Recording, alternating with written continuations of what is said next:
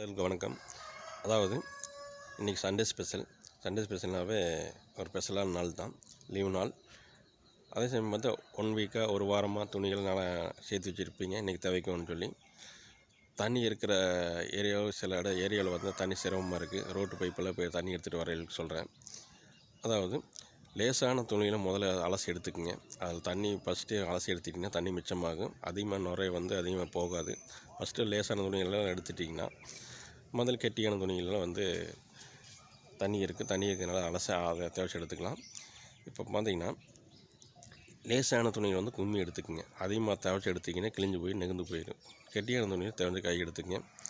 அதே மாதிரி சமயம் பார்த்திங்கன்னா இந்த புது துணிகள் எடுத்திங்கன்னா ஒயிட் துணியோட போட்டுறாதீங்க, சாயம் பிடிச்சிக்கு. ஒயிட் துணி தனியாக நலவி வச்சுக்கோங்க. ஒயிட் துணி தனியாக நலவி வச்சு துவைச்சி கும்மி எடுத்துக்கங்க.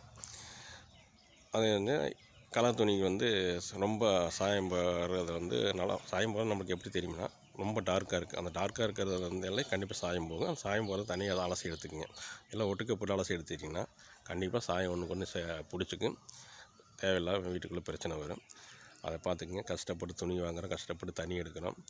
ஏன் வந்து ஃபஸ்ட்டு அதை ஒரு 2 பக்கெட் 3 பக்கெட் சில இடத்துல அலசருக்கு வச்சுருப்பாங்க. ஃபஸ்ட்டு பக்கெட்லேயே வந்து அலசி எடுக்கும்போது புழிஞ்சு உதறிக்குங்க. ஃபஸ்ட்டு புழிஞ்சு உதறிக்குங்க.